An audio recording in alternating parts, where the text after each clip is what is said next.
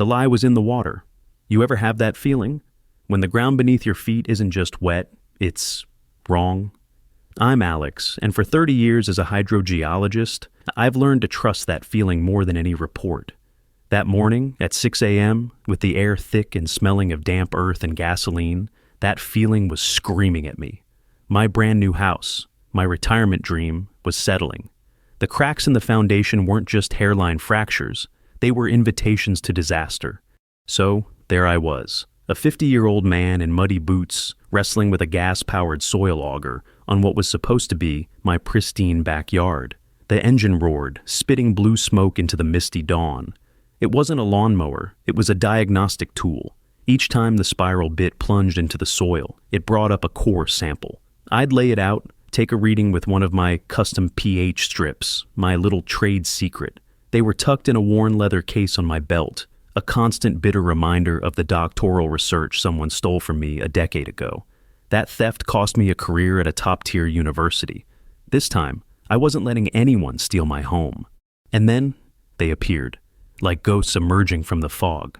Brenda, the president of our homeowners association, dressed in an immaculate white tracksuit, her smile as bright and fake as a TV commercial. Beside her, the town's police chief, a man whose gut strained the buttons of his uniform. He had the bored, heavy-lidded look of a man who'd already made up his mind. If you're watching Karenology, you probably know it's never really about the noise. "Morning, Alex," Brenda said, her voice like honey laced with arsenic. "Bit early for landscaping, don't you think?" I killed the engine. The sudden silence was louder than the roar. "It's not landscaping, Brenda. My foundation is sinking. I'm taking soil samples." She glanced at the holes in the lawn, a perfectly manicured brow furrowing in theatrical dismay. "It looks like you're tearing up common property." She turned to the chief. "Our bylaws are very clear about noise before 9 a.m. And about this." She gestured vaguely at my work. The chief just sighed. He didn't look at my equipment, my samples, or the worry etched on my face. He looked at his watch. "Sir, you need to shut it down. Your neighbor filed a complaint." I pointed at Brenda. "She is the complaint." He didn't blink. "Shut it down, or I'll write you a citation you won't like." There was no room for argument. It was a wall of pure, unthinking authority. I watched them walk away, Brenda's white sneakers not even getting damp on the dew-soaked grass. The citation arrived that afternoon, $500 for willful destruction of community landscape.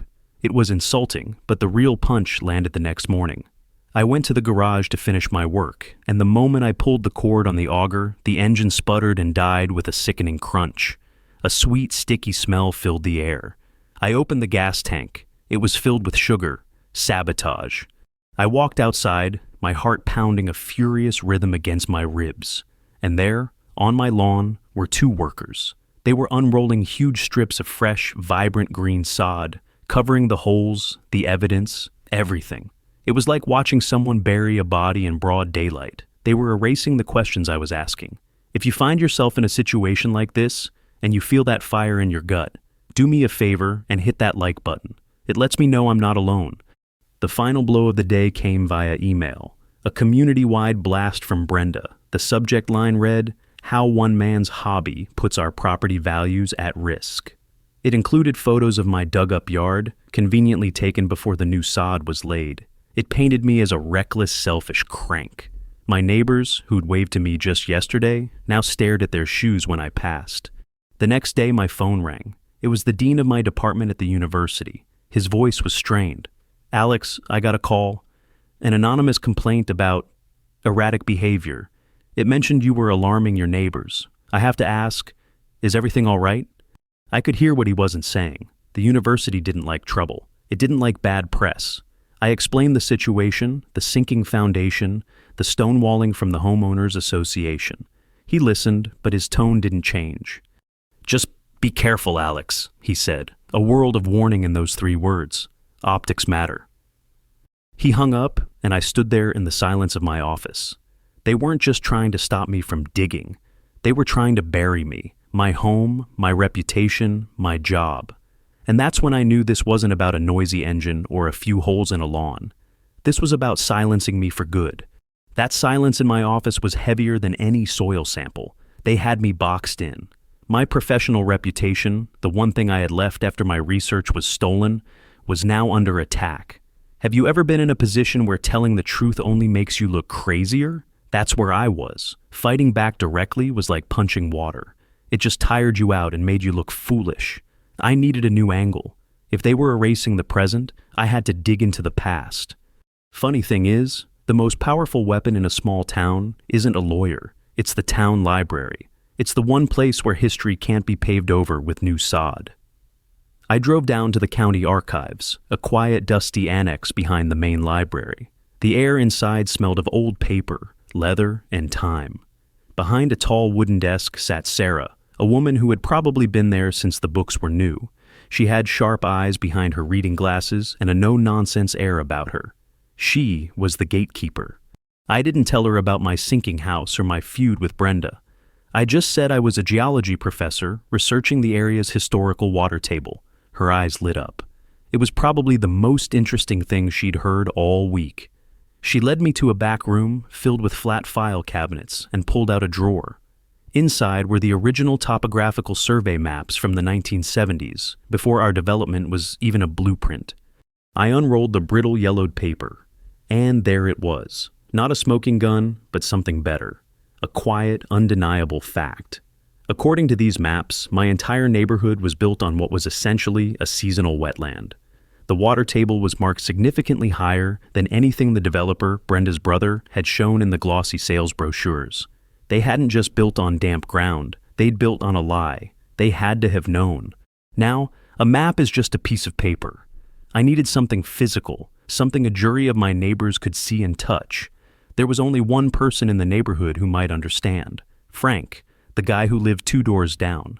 He was a retired construction inspector, a grumpy old bear of a man who kept to himself. I'd seen him yelling at kids to get off his lawn. He was my last best hope. I found him in his garage, meticulously oiling a set of wrenches. The air smelled of WD-40 and sawdust. I laid it out for him, not as a panicked homeowner, but as one professional to another.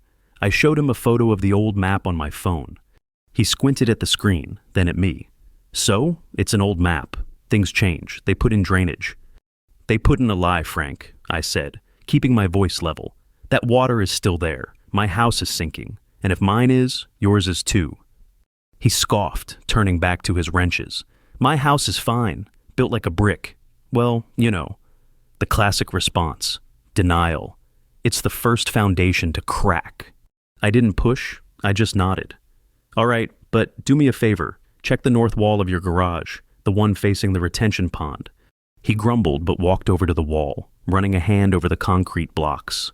He stopped. His fingers traced something I couldn't see from the doorway. He didn't say anything for a long moment. Then he turned around, and the grumpy mask was gone. His face was pale. There's a crack, he said, his voice barely a whisper. It wasn't there last spring. He walked back to me, wiping his dusty hands on his jeans. The smell of oil was gone, replaced by the damp, earthy scent coming from that crack in the wall. He looked me straight in the eye, and for the first time, I saw an ally. They're having a homeowners association meeting on Thursday, he said, his voice low and hard. You and I are going, and you're bringing your map. He picked up a heavy wrench from his workbench, not to oil it, but to test its weight in his hand. They think they can bury this? Let's see how deep they can dig. The community clubhouse smelled of stale coffee and cheap air freshener. It was packed. The entire neighborhood had turned out, drawn by the digital blood in the water from Brenda's email. I could feel their eyes on me as Frank and I walked in. I was the crazy professor, the neighborhood problem. Frank, who usually never came to these things, walking in with me. That sent a ripple of whispers through the room. Brenda was at the front, beaming, a queen in her court. Beside her sat a handsome, slick-looking man in an expensive suit. He had the same predatory smile as his sister. This had to be the developer. He was the invisible hand behind all this, now made visible. He was here to put on a show. The meeting started with the usual nonsense. Budget approvals, complaints about dog waste. Then Brenda cleared her throat. Finally, she said, her voice dripping with fake concern. We need to address the issue of unauthorized geological surveys and the alarmist rumors they've generated. That was my cue. I stood up, heart hammering. Frank gave me a grim nod. I kept it simple. I didn't talk about my house. I talked about the town's history. I projected the old topographical map onto the screen behind Brenda. The room went quiet. "This is our land 50 years ago," I said, my voice steady. "As you can see, it was a designated wetland. The ground here is saturated. Now, here's the developer's plan." I switched the image. The wetland was gone, replaced by neat little plots of land. The water didn't just disappear. The question is, where did it go? You could feel the mood in the room shift. People were leaning forward, frowning at the screen. Doubt was a seed, and I had just planted it. But Brenda's brother was a pro. He stepped up to the microphone, chuckling. "Folks, please, this is exactly the kind of misinformation I'm here to clear up." He spoke with the easy confidence of a man who'd sold 1,000 bad deals. He pulled out a thick, glossy binder. "These are certified geological surveys, conducted with modern technology, not some dusty old map. They show the ground is perfectly stable. We installed a state-of-the-art drainage system." He passed around glossy brochures with charts and diagrams that meant nothing but looked impressive. He was drowning my one simple fact in a flood of polished lies. And then he delivered the knockout blow. He turned to the police chief, who was leaning against the back wall. "Chief, you've been a friend to this community. In your opinion, does spreading this kind of unsubstantiated panic help or hurt our property values?" The chief straightened up. His voice boomed through the small room. "It hurts them, badly. It creates uncertainty, and that's poison for the market." He looked directly at me. "We don't need people crying fire in a crowded theater." The room erupted in murmurs. He had just deputized the entire community against me. I looked at Frank, expecting him to stand up, to back me up. Instead, he was staring at his feet. His face was pale again, but this time, it wasn't from shock. It was from fear. Brenda called on him. "Frank, you've been a builder your whole life. You know this land. What do you think?" Frank stood up slowly. He wouldn't look at me. He cleared his throat. I think I might have misread the maps," he mumbled. "The chief is right. We shouldn't cause a panic." The air went out of my lungs. It was a public execution. He didn't just abandon me, he handed them the knife. The meeting was over. I had lost. As people filed out, they either glared at me or avoided my eyes completely. I was no longer just the crazy professor. I was a liar. I stood there, alone, the image of the old map still glowing on the screen behind me. Brenda and her brother walked past. He paused, leaning in close, his breath smelling of expensive cologne and victory. "Nice try, Professor," he whispered, a smirk playing on his lips. "You should have stayed in the classroom." He tapped the glossy binder he was holding. "Some things are better left buried." He tapped that glossy binder, and in that moment, I felt something break. It wasn't just about a sinking house anymore. It was about that smug, untouchable confidence. The same confidence I saw on the face of the colleague who stole my research all those years ago. The world is full of people like them, people who write the rules and then sell you the rule book, bound in glossy lies. Have you ever felt so utterly defeated that you just wanted to let the world win? I drove home in a daze. The humiliation was a physical weight. My ally had folded, my neighbors hated me, and my career was hanging by a thread. The next morning brought the final nail in the coffin. A courier delivered a thick manila envelope. Inside was a lawsuit, a slap suit, a strategic lawsuit against public participation. They were suing me for $250,000 for defamation and damages to the community's reputation. $250,000. The number just hung there in the air, unreal. It was a kill shot. They weren't trying to win in court. They were trying to bankrupt me into silence. My hands were shaking. I sat down at my desk, the lawsuit papers spread out before me, a monument to my failure. This was it, the point where any sane person would give up, sell the house at a loss, and just disappear. And I almost did. I sat there for hours, the afternoon sun creeping across the floor, illuminating dust motes dancing in the air. I was surrounded by the ghosts of my career, textbooks, geological surveys, boxes of old fieldwork notes. My whole life was in that room, a testament to a man who believed in facts. And what did it get me? A sinking house and a $250,000 hole in my future. I started packing, not clothes, but memories. I opened a dusty box labeled University Archive. Inside were old papers, grant proposals, and at the very bottom, a thin, forgotten folder. I pulled it out. The label, written in my own younger, more optimistic handwriting, read, Fluorescent Tracer Hydrology, Doctoral Thesis. It was the research they stole, the work that was supposed to make my name. I hadn't looked at it in a decade. The pain was too fresh. But now, I opened it. I read about my own method, a simple, elegant way to track subterranean water flow by injecting a harmless, biodegradable fluorescent dye into the groundwater and observing its path with a UV light. It was designed for academic purposes, to map clean water sources. I stared at the pages, at the equations and diagrams, and then it hit me. A slow, cold, beautiful idea. A truly terrible, wonderful idea. I had been trying to fight them with their weapons, maps, documents, public debate. I was playing their game. But what if I stopped playing? What if I used mine? The developer's words echoed in my head. Some things are better left buried. He was right. And his biggest mistake was that he had buried his secret, the diverted, toxic groundwater, right under my feet. He'd built his perfect little community on top of a septic system of his own making, and he'd just handed me the key to flush it. I closed the folder. The shaking in my hands had stopped. The despair was gone, replaced by a clarity so sharp it felt like ice in my veins. They thought a lawsuit would shut me up. They had no idea what they had just unleashed. I wasn't a homeowner fighting a citation anymore. I was a scientist, and he had just given me the perfect, uncontrolled, real-world laboratory. And the experiment was about to go live. If you've ever had one of those moments where everything clicks into place and you see the path forward, stick around for the finale. You're going to want to see this. The annual Community Planting Day was Brenda's pride and joy. It was a perfect piece of suburban theater. Families in matching polo shirts, a local news crew, and a table laden with donuts and coffee. Brenda and her brother, the developer, were front and center, posing for photos with shovels, the picture of civic virtue. They were gathered in the park, right next to the manicured decorative pond that was the centerpiece of the whole development. The very pond I suspected was the final destination for all that diverted groundwater. I waited until they were in the middle of a self-congratulatory speech about environmental stewardship.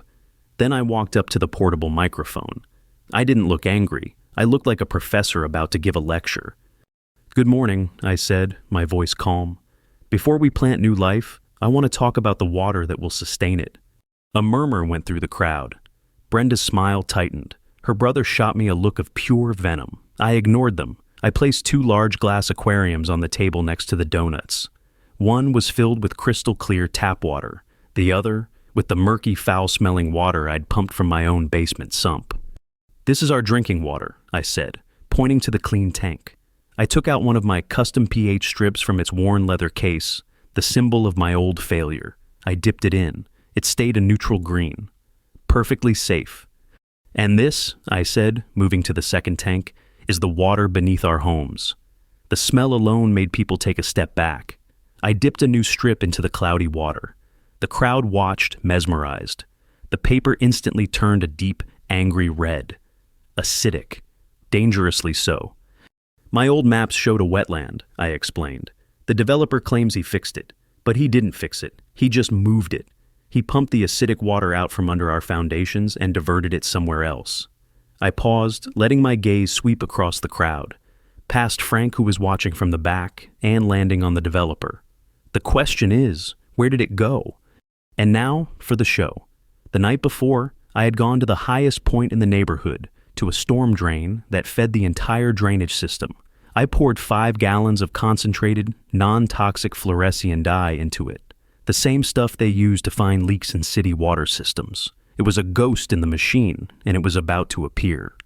"I believe in science," I announced, "in things you can see and measure." I pointed to Sarah, the librarian, who stood by a large generator. "Sarah, if you would." She fired it up. The generator roared to life, and a bank of powerful ultraviolet floodlights I had rented blinked on. They were aimed directly at the picturesque pond. For a second, nothing happened. Then, a ghostly tendril of green appeared in the water near the inlet pipe. Then another, and another. Within a minute, the entire pond, the babbling brook that fed it, every decorative water feature in the park began to glow with an unholy, toxic green light. The water wasn't just contaminated, it was screaming it. The crowd gasped. Phones came out, recording the impossible sight. The local news camera swung from Brenda's horrified face to the glowing pond. There was no denying it. It wasn't a map. It wasn't a theory. It was a live demonstration of a massive environmental crime, broadcast in glowing, glorious color. Brenda's brother made a run for his car, but the police chief, his face ashen, stepped in his way. This time, the chief wasn't protecting his friend. He was containing a federal crime scene. Sarah was already on the phone, not to the local police, but to the Environmental Protection Agency. She'd done her part. The aftermath was swift. The EPA descended. The developer's company was buried in fines that made my slap suit look like pocket change. His insurance carrier dropped him for fraud, and he and Brenda were facing a federal investigation. A few weeks later, a check arrived in my mail, refunding my $500 fine. Tucked inside was a handwritten note from Frank. It just said, "Sorry." I stood on my back porch, looking out over the neighborhood. I'd won. But it was a strange kind of victory. I'd exposed the truth, but in the process, I'd revealed that the very ground our lives were built on was poisoned. The community was saved, but it was also broken. I had a choice. A prestigious university in another state had heard about my little demonstration and offered me a position, a chance to finally reclaim the career I'd lost. But I looked at the houses, at the families, at the mess we were all in together. I turned down the offer. My work wasn't in a classroom anymore. It was here. I put together a residence committee, using my expertise to navigate the cleanup and hold the county accountable. I never became the famous academic I once dreamed of being. I became something else. The guy who lives down the street, the one who proved that sometimes the only way to fix a foundation is to show everyone exactly how deep the rot goes.